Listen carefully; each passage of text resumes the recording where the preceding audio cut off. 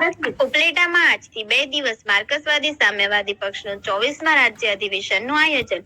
રાજકોટ જિલ્લાના ઉપલેટામાં સામ્યવાદી માર્ક્સવાદી પક્ષનું ગુજરાત રાજ્ય અધિવેશનનું 2 દિવસ ઉપલેટા ખાતે આયોજન કરવામાં આવ્યું। પક્ષની પ્રતિષ્ઠા, પ્રમાણિકતા, શ્રમજીવી તેમજ ખેડૂત વર્ગની નિષ્ઠાપૂર્વકની રાજનીતિ કરતા આવ્યા છે।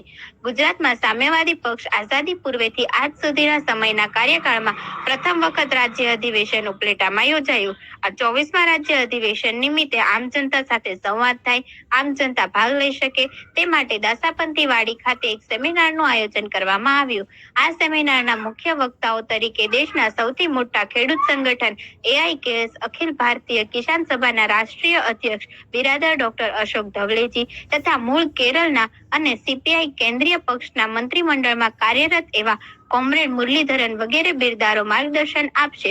તો આ સેમિનારમાં નાના સીમાંત ખેડૂતો, શ્રમજીવીઓ, બહેનો, વેપારીઓ વગેરે જોડાયા। તેમજ આ અધિવેશનમાં રાજ્યભરમાંથી 200 પ્રતિનિધિઓ ભાગ લઈ રહ્યા છે, જેમાં ખેતી, લઘુ ઉદ્યોગ, વેપાર, ખેડૂતો, મજદૂરો, યુવાનો, વિદ્યાર્થીઓ, શ્રમજીવીઓ, આંગણવાડીના કર્મચારીની રોજગારી અંગે તેમજ વર્તમાન સમયમાં ઉદારીકરણ અને ખાનગીકરણથી લોકજીવન ઉપર અસરો અને વર્તમાન રાજનૈતિક પરિસ્થિતિ અંગે ચર્ચાઓ કરવામાં આવેલ અને સરકાર પક્ષ સમક્ષ માંગણીઓ અને ઠરાવો કરશે। રિપોર્ટર રાજુ ચૌહાણ, રાજકોટ ઉપલેટા। મારું નામ ડાયાભાઈ ગજેરા, ગુજરાત કિસાન સભાનો રાજ્ય પ્રમુખ છું।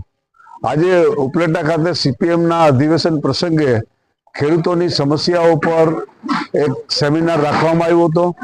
આ સેમિનારમાં દેશના ખેડૂત સંગઠન અખિલ ભારતીય કિસાન સભાના રાષ્ટ્રીય પ્રેસિડેન્ટ અને સંયુક્ત કિસાન મોરચાના મહત્વના આગેવાન એવા અશોક ધવલેજીએ વાર્તાલાપ કરી અને ખેડૂતોની સમસ્યાઓ અંગે આજના વાર્તાલાપમાં પોતે જણાવ્યું હતું।